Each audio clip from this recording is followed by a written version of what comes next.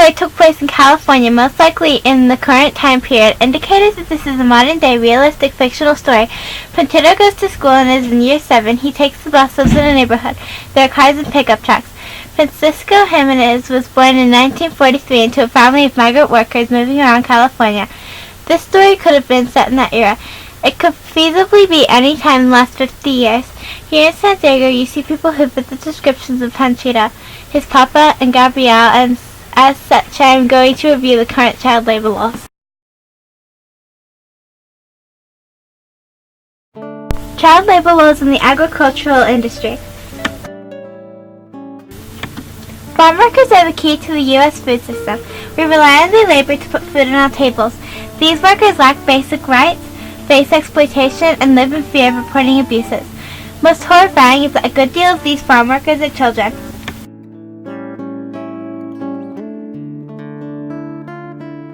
The following are slides of different state laws regarding child labor. I will point out some of the most extreme abuses of children, abuses which are sanctioned by law.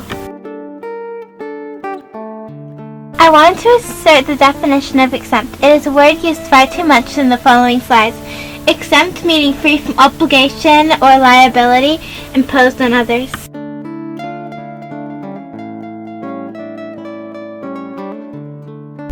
A 12-year-old can work 8 hours a day, 40 hours a week here in California legally. Exempt.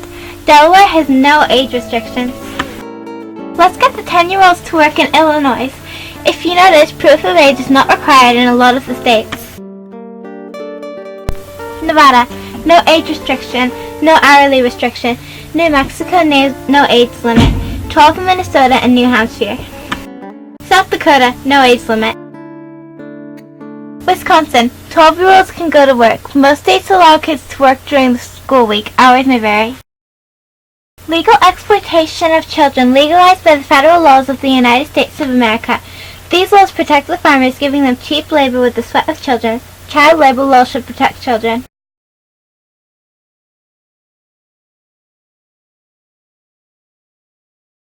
It's night time. Now the little children can go to bed and dream. Oh, wait. No, they can't, because kids can legally work all night too. In Colorado, the kids can work from 9:30 p.m. to 5 a.m. before a school day. Indiana and Maine are exempt from most things. Idaho and Minnesota has a time restriction. Nevada, no restrictions for school, hours, or the type of work that can be done. New Jersey has no restrictions regarding school being in or out or hours. North Dakota is exempt. Oregon, South Carolina, Vermont, Virginia are just exempt from any restriction regarding night work.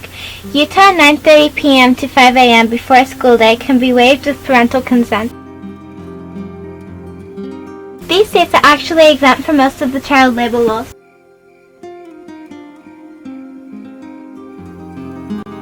Often the farm workers live on the farms they are working at. Accommodation is often provided, otherwise the farm workers sleep outside or in their cars.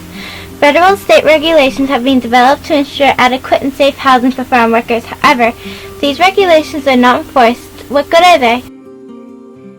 Accommodation provided for farm workers is cramped, unhygienic, and structurally unsound. Safety, security, hygiene, and privacy in farm worker housing are important for the farm workers' quality of life and dignity.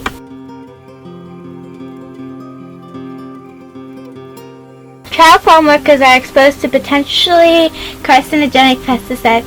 Children are particularly susceptible to pesticides that are linked to diseases. Terrible living conditions, exposure to pesticides and chemicals. So is it all worth it? What does a farm worker get paid? Below minimum wage pay. The piece rate payment based on productivity. The piece rate is based on how many buckets or bags you pick of whatever crop you harvest. This payment has drawbacks. Workers are less likely to take breaks for water, shade, or rest. Farm workers are being paid by piece rate who make less than the minimum wage. Federal law requires employers and large farms to pay minimum wage if the piece rate works out less. There are loopholes to this system. Small farms are not subject to federal law. If farm workers are hired by crew leaders or farm labor contractors, state and federal employment laws don't apply.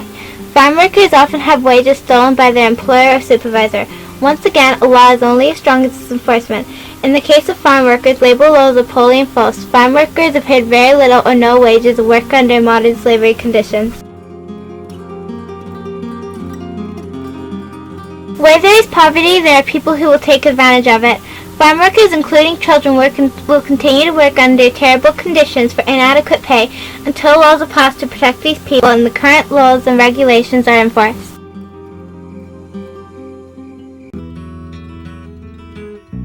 Like the pine trees lining the winding road, I've got a name, I've got a name. Like the singing bird and the croaking toad, I've got a name, I've got a name. And I carry it with me like my daddy did, but I'm living the dream that he kept here.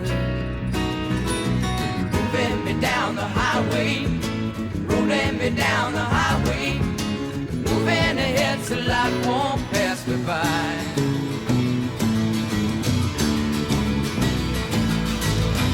Like a north wind whistling down the sky, I've got a song, I've got a song. Like the whippoorwill and the babies cry, I've got a song, I've got a song. And I carry it with me and I sing it loud. If it gets me nowhere, I go there proud. Moving me down the highway, rolling me down the highway, moving ahead so life